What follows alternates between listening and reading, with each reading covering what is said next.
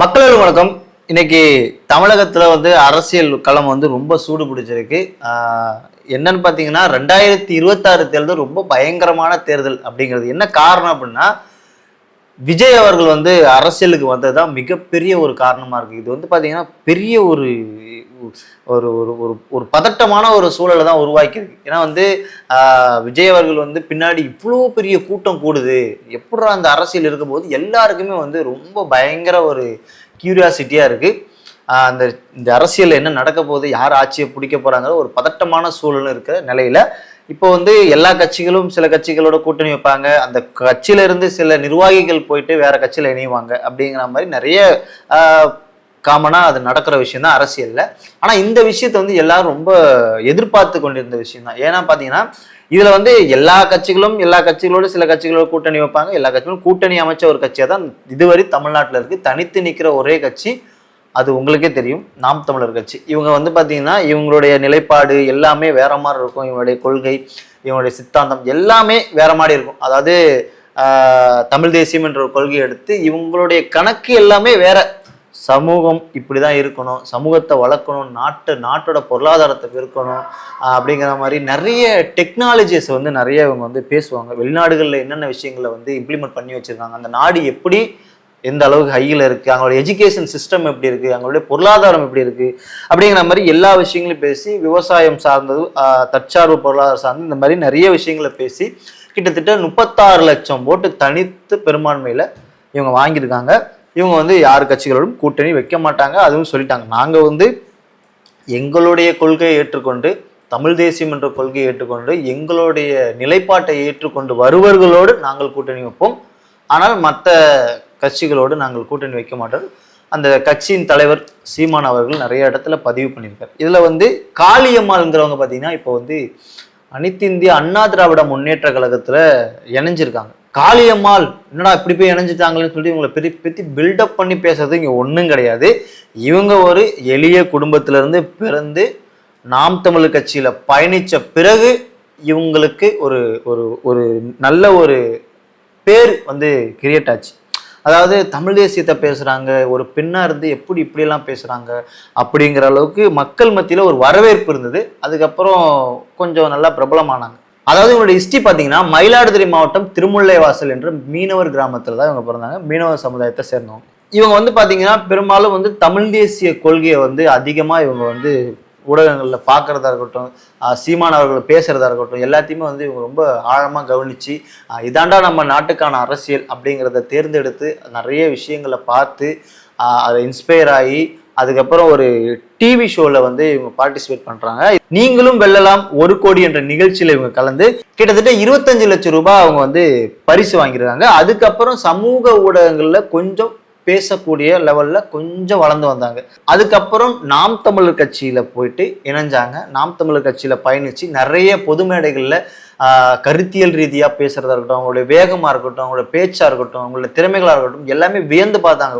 ஒரு பெண்மணி எப்படி இப்படி பேசுறாங்க, என்னடா இது என்ன தமிழ்நாடா, தமிழ் பெண்ணா இது அப்படிங்கிற அளவுக்கு ரொம்ப பயங்கரமா ஒரு பெண்ணா இருந்து இந்த களத்துல நின்று பேசுறது எவ்வளவு பெரிய விஷயம், அவங்களுக்கு எவ்வளவு தைரியம்.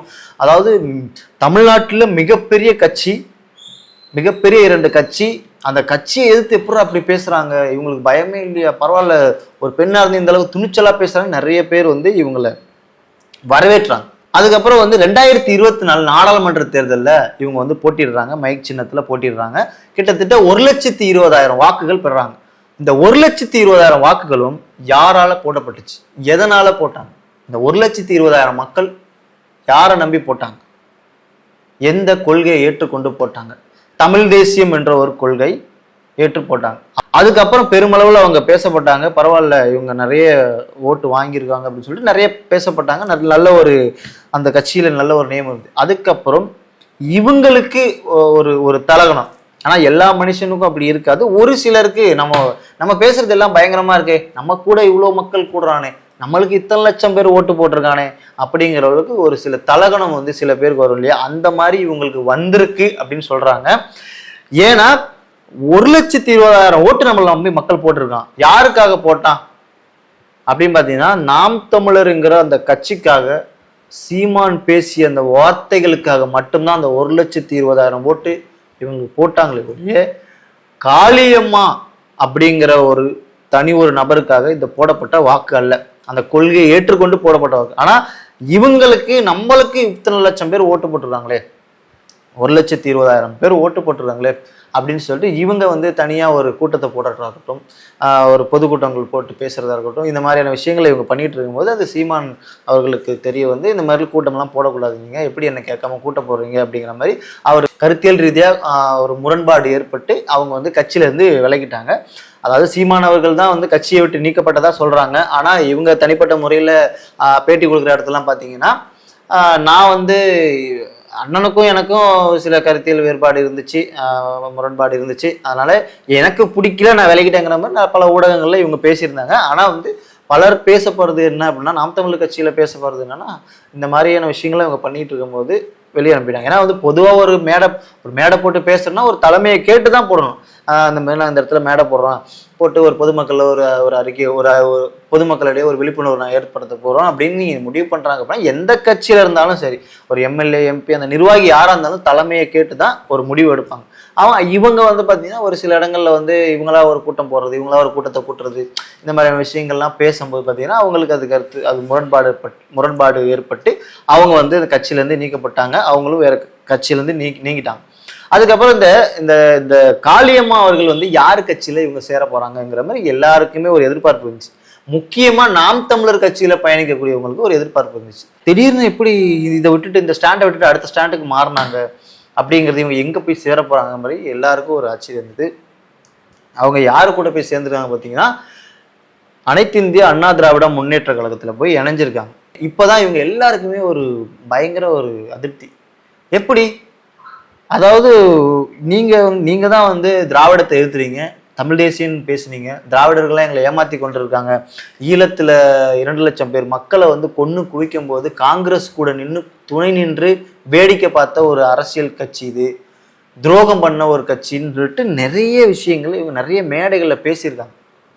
அப்போ தமிழனா உணர்ந்த எல்லாரும் இல்ல இவங்க தான் தமிழனுக்காக பேசுறாங்கன்னு சொல்லிட்டு நிறைய பேர் கிட்டத்தட்ட அவங்களுக்கு மட்டுமே 1,20,000 ஓட்டு விழுந்திருக்கு. கிட்டத்தட்ட தமிழ்நாடு முழுவதும் 36 லட்சம் ஓட்டு விழுந்திருக்கு.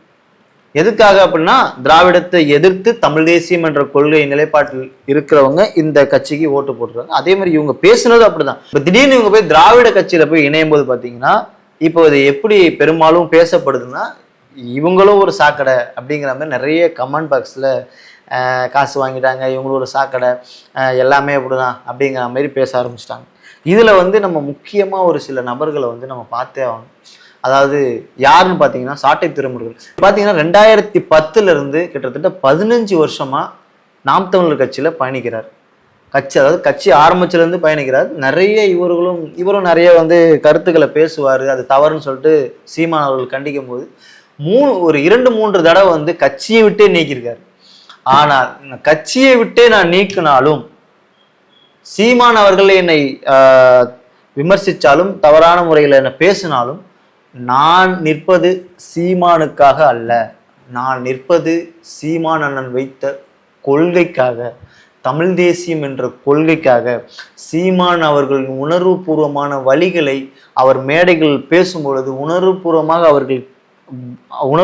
அவர் கேட்டு, மக்களை இப்படியாடா நீங்கள் ஏமாத்திடுறீங்க நான் சொல்லிட்டு அந்த கொள்கையை ஏற்றுக்கொண்டு இந்த கொள்கையை விட்டு ஒருபோதும் நான் மாற மாட்டேன்னு சொல்லிட்டு நின்னர்.